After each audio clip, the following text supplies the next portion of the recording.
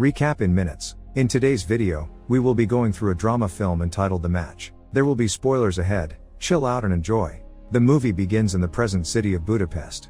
Branko sits on the sidelines as he watches David, his grandson, playing as a defender in a football match.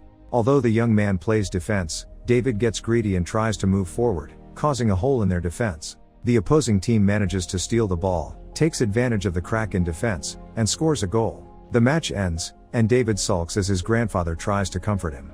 Branko shares in detail to his grandchild how he came to love the team sport, and as a team sport, football is played as a team. Branko then starts getting sentimental and shares a story that not even David's father knows. The old man narrates his memories back on New Year's Eve when he was still a child. His father owned a very fabulous restaurant, and many people came to celebrate the incoming year at their place. Later, a group of men arrives, and people give them applause as they enter. Turns out it's Laszlo Horvath and his teammates of professional footballers who beat the Nazis. Branko assists his father by serving the esteemed guests some alcohol. Laszlo hands the young child a tip. Later, Laszlo approaches the single women by the bar and tries to flirt with them. Peters, Laszlo's good friend and teammate, sees a Nazi officer observing from above and detects trouble brewing. Peters tries to warn the football star and begs him not to make trouble. But Laszlo was far from afraid. His pride overwhelmed his fear. Soon, a young Nazi officer named Hans comes down to greet him. The two were having a rather passive-aggressive conversation, and not one of them was showing any kind of weakness. Hans comes up with a challenge and wager for the Hungarian football star. Hans bets that whoever manages to juggle the ball between two people the longest wins. The Nazi officer then calls everyone's attention and makes public of their supposed fun wager. He asks if anyone has a football, and without hesitation, a young Branko raises his hand. Afterward, the two teams competed. A team wearing tuxedos against a team wearing military uniforms. After a few minutes of competitive ball control, the Nazis drop the ball. Hans, clearly bitter with defeat, shoves the ball at Laszlo. After a heated exchange, Peters drags his troublemaking friend away before things get worse. But it's too late. Hans orders his men to follow them outside. The Germans then beat Peters and Laszlo to a pulp and got their revenge for the humiliation earlier. Afterward, they kidnapped Laszlo and drove off. Later, Laszlo ends up in a prison labor camp where his rebellious nature still remains and, from time to time, gets into trouble because of it. While doing work, he meets Karolyi, a midfielder he used to play a few years back. Other men in the labor camp try to be optimistic because, compared to others, they're somewhat lucky. Other prisoners are put in gas chambers, executed, forced to walk in minefields, etc. Meanwhile, they only try to survive despite being worked to the bone and given menial food rations. The next day, Colonel Franz Werns, a Nazi regional commander of all labor camps and reports directly to General Ziege, visits the camp to inspect the captives. During the inspection, only 29 prisoners were counted.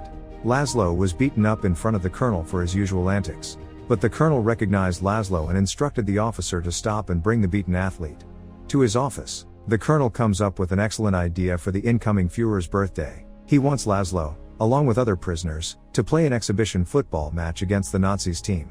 But Laszlo has given it some thought, knowing full well that they are no match given their current conditions. Later, Laszlo informs the men at the camp about the offer and asks if they're in. They all agreed, but Karolyi hesitated, stating that conditions must be met. The following day, Laszlo and Karolyi negotiate with the colonel that for them to play, the whole camp is given better food, that they can pick players from other labor camps, lessen work hours for them to train, and lastly, for them to be able to write and receive letters from loved ones. The colonel wasn't being reasonable, and Laszlo knows that the Nazis wanted this game to happen so badly. And so, Laszlo bluffs that they won't play and goes out of the office. The bluff works and the colonel meets with them halfway and gives them what they want. Not soon after, Laszlo gets to work and starts with the tryouts. He starts visiting each camp, looking for potential players. At the last camp, Laszlo starts crying when he sees Peter's fresh corpse. In the distance, he sees a camp commander learning how to play the violin from a prisoner. In the act of defiance against the present Nazi officer for the death of his friend, Laszlo recruits the musician to the team. When Laszlo is about to leave, he sees the very same officer beating up the young Branko. The football star recognizes the child and informs the officer that he'll be taking the child as well. Later that day, the hand-picked team arrives at Laszlo's original labor camp. The colonel sees 14 heads, including the child, and their agreement was 13.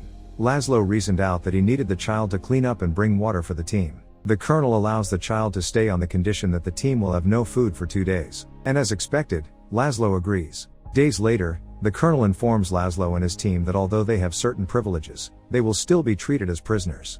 Any escape attempt will result in execution, and Laszlo will be held responsible for any wrongdoing of its members. Afterward, the team gets to work by clearing out a nearby field, setting up a goal post, and start practicing.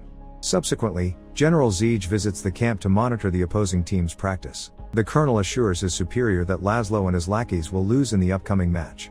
While observing, the general sees Shandor Stekli, husband to his favorite opera singer, Magda Stekli.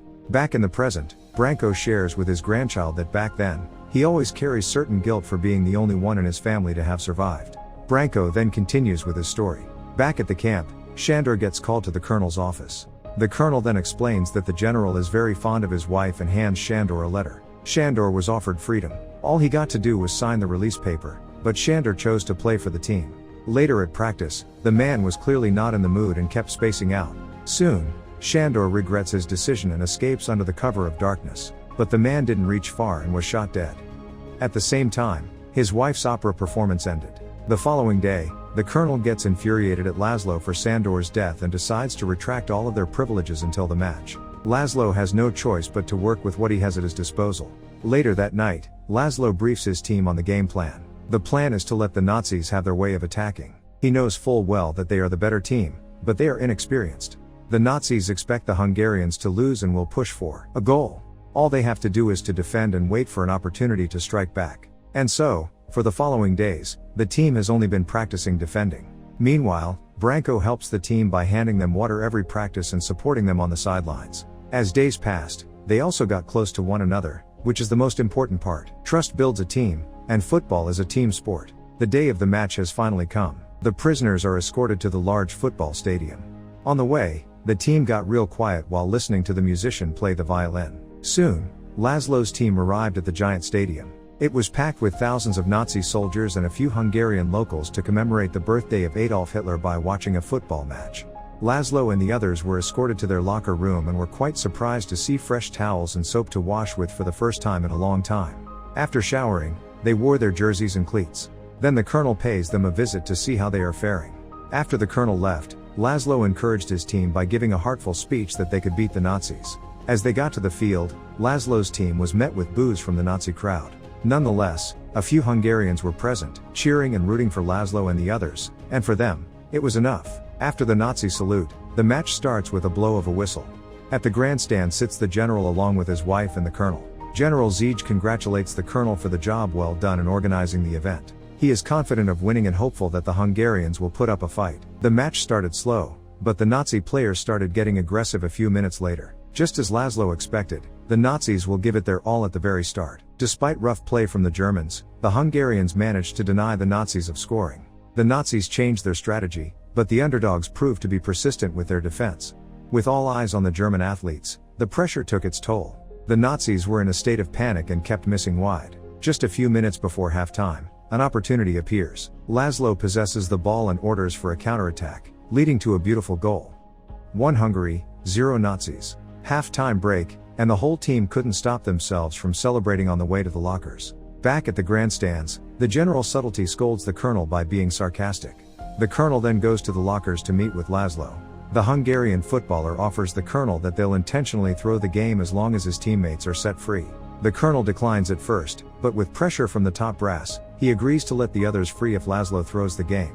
Laszlo goes back to the lockers and tells his team about the offer. But the team knows that the Nazis may promise one thing but will always get back at them in other means. With no guarantee, the team hesitates with their decision. The team walks out of the locker room with the second half starting.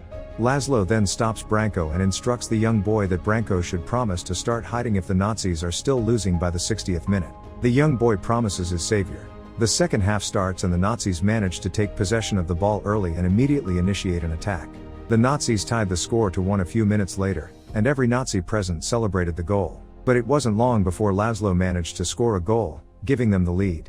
The colonel and the general were feeling uneasy about the current score. With the time set on the 60th minute, Branko goes to the lockers as promised and finds a good hiding spot beneath one of the lockers.